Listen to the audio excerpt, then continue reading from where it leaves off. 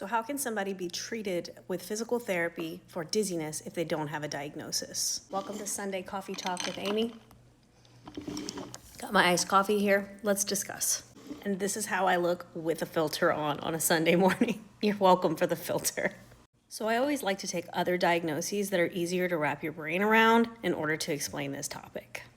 Let's say you're washing a window way high up and you're reaching overhead with your dominant arm and you feel a pop in your shoulder. And a few days goes by and the shoulder feels really stiff and painful. You can't lift it very easily. It's making a crunch noise whenever you move it. So you go to the doctor. The doctor's like, okay, we're gonna order some testing based on your mechanism of injury. You may have torn something. They do some x-rays, they do some MRIs, and they find that everything's still attached, okay? They can't see what's causing the problem in a picture. That doesn't mean nothing's wrong. That just means nothing actually tore. So they send you to physical therapy. What does the physical therapist do? Because your diagnosis at this point is shoulder pain. And for reference, if you had torn something that could be visible in the MRI, an example of a medical diagnosis that they could have given you is like torn shoulder labrum or torn rotator cuff muscle or tendon. But in this case, you don't have a diagnosis. All we have is that you have pain, shoulder pain. There's nothing torn. So they sent you to the physical therapist, and what does the physical therapist do? They take out their little goniometer and they say, do this for me, do this for me. Can you move your arm back like this? Can you move your arm forward like this? Does it hurt when I do this? Does it hurt when I do that? Is this tender? Is that tender? They're gonna check your strength in all directions.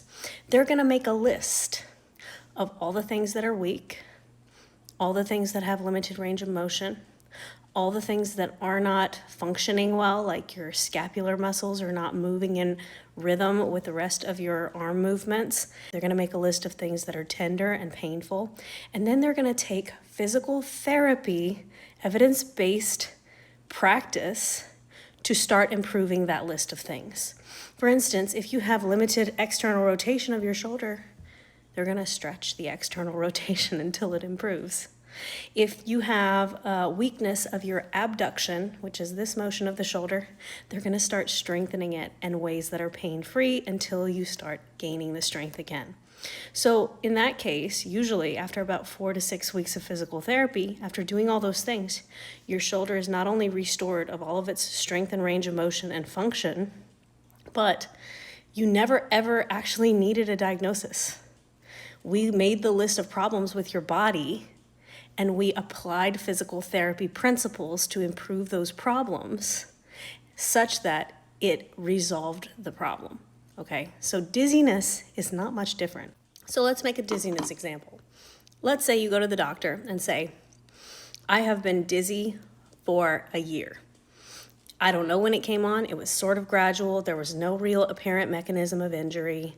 I just feel dizzy all the time. I feel like I'm walking on marshmallows. I feel off balance. I feel rocking and swaying when I lay down. These are all examples of things that people feel chronically whenever they're dizzy. The doctor is absolutely going to run lots of tests to rule out all those scary things like heart problems, brain problems. They're gonna check to make sure you don't have any active infections or tumors causing these issues. They're gonna run blood work, they're gonna do imaging, they're gonna make sure that you're safe, that you're not in any immediate danger, and that is their prerogative. After that, they're gonna send you to a specialists like ENTs and neurologists and audiologists.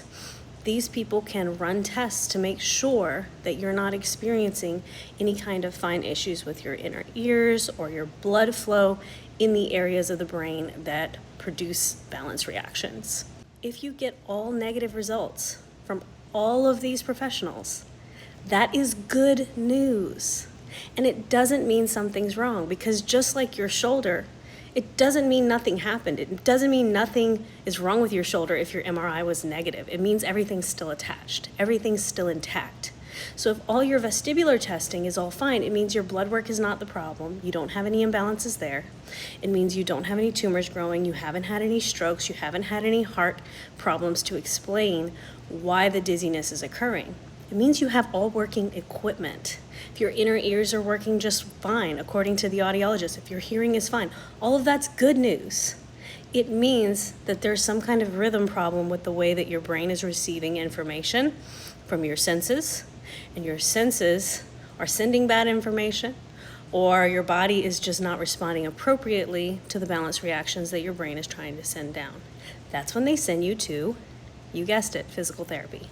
So you absolutely can go to a physical therapist with a diagnosis. Let's say they did find something. Let's say they found hearing loss, they found increased pressure in one of your ears, and you have all the cardinal signs and symptoms of Meniere's disease. If you have Meniere's disease, you could go to physical therapy with the diagnosis of Meniere's disease, and that does help with us educating you and providing you with the proper prognosis and all that good stuff. But if you don't have a diagnosis, that doesn't mean you can't go to physical therapy, because just like we did with the shoulder, we're going to find all the functional problems, all the physical therapy impairments that we can improve with physical therapy. So a physical therapy evaluation when it comes to vestibular involves a fitness check of your vestibular system. Your vestibular system is responsible for sensing motion appropriately during body movements and position changes and head movements. It involves balance reactions of your body and your eyes. So we're going to check and see how your eyes move, both with and without head movement. We're going to check and see your balance reactions with sensory input. We're going to affect what you see. We're going to affect what you feel from the floor. We're going to see how your body and your brain handle those things. We're going to see your dynamic balance. We're going to check how you move and if your balance is off during functional vestibular tasks. We're also going to check sensitivity to head movement.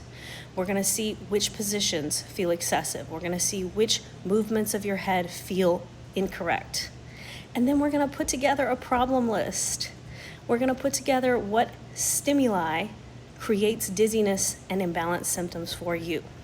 And we're going to create an exercise protocol that is going to target those things, that is evidence-based, that have been researched and checked. And we're going to implement them. And by implementing them regularly, your symptoms and your balance will improve. So you don't need a diagnosis. You just need physical therapy impairments. If you made it this far, put a dizzy emoji in the comment section. Anyway, thanks for hanging out with me on a Sunday morning. Love y'all.